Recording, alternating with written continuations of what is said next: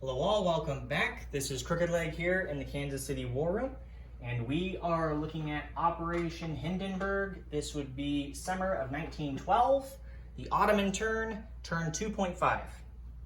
So, we have quite a bit we're doing this round, so a lot of non-combat movement. We do have one combat move, and we'll get to that here in a minute. We do have our tech roll that we need to do because of our major factory, and then of course we have our purchases. One minor correction with the purchases that I had spoofed on last round, or goofed on, I should say.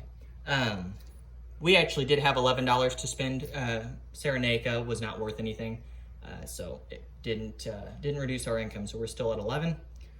So let's go ahead without further ado and get into this. So our purchases, we have $11 to spend. We're gonna buy ourselves an infantry, 2 militia, and 2 colonials. Okay, we do have one tech roll, so let's go ahead and get the box for that real quick. We are going to do defense in depth. So, let's see if we can get that here real quick. So, let's see what's defense in depth sit at. I think it's a 7 or higher. Let me check. Yep, 7 or higher for defense in depth. So here we go, defense in depth at stage 1. And we got a 10. So we'll move that up to stage 1. So success with defense in depth. Okay, put a rondo on that real quick so I don't forget. Now our combat move is going to be in Africa. This is technically one of our last rounds to potentially attack the Italians for quite some time. Of course, there is a random event that could impact that. But we are going to go down here with Dervish State. Because of that camel that's there, we're going to take our chances and see if we can take Italian Somaliland. So there will be a colonial defending, and it's going to defend it at 2. It is desert terrain, but since we have a camel attacking, we won't take the penalty. So our camel will attack at 3, and the colonial will defend it at 2.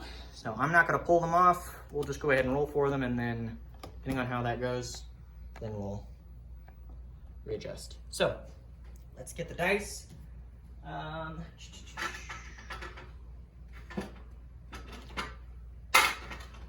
one for each guy. Okay. Okay, so we'll hold true to numbers here. So the defender will be red at a 2. Go down a little bit more. Whoop. There we go. 2, and then the attacker at a 3. So here we go. We're gonna roll both of them. We can only go up to 3 rounds. So here we go. Round 1, 2 9s, nothing. Round 2, 4 and an 8, nothing.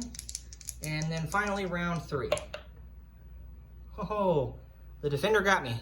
So defender at a 1, attacker missed. So we will lose the camel and Dervish State. Rather unfortunate. Okay, so let me pull the camel off. That's gonna be the easiest way. I don't need to show you that on map, but I'll take it off. So, okay. Well, that was it for combat. Let's go ahead and move into non-combat here. So, non-combat moves.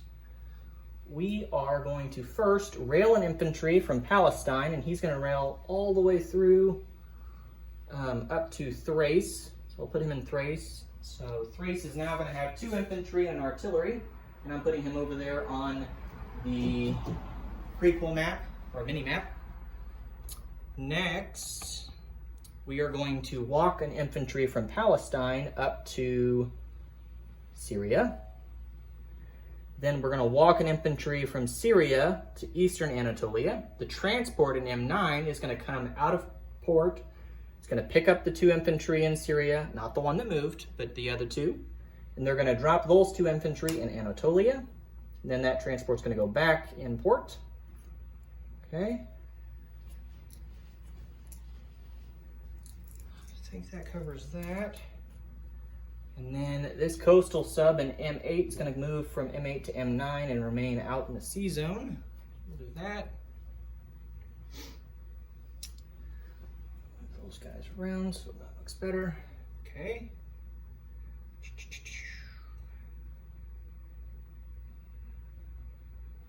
Let's see.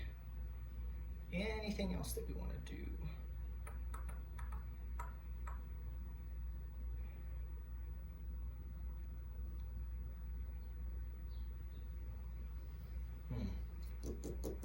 Decisions. Yeah, we'll take the chances. So that's all that we're gonna do with non-combat. We're not gonna move anything else. You can hear a falcon in the background. Lovely. We are going to go ahead and move into the placement of units here. So we're going to place a colonial in Syria. We're going to place a colonial in Palestine. And then we're going to we have 3 manpower icons in Constantinople. So we're going to put an infantry and both of the militia in Constantinople. So that's all 3. Okay. So that concludes placement of units. So we'll go ahead and collect our income. We are still technically at war.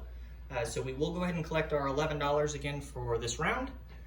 Next round, technically, we'll no longer be at war unless a random event is rolled for the Italians that extends the war for one more round.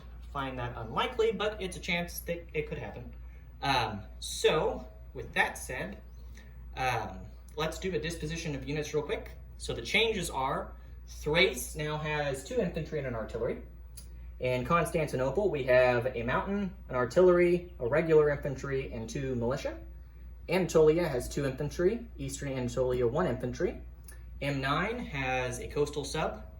The remaining ships that we have, which are consisting of a transport, torpedo boat destroyer, and a pre-dreadnought, are all in port in Syria. In Syria, we have 2 colonials and an infantry.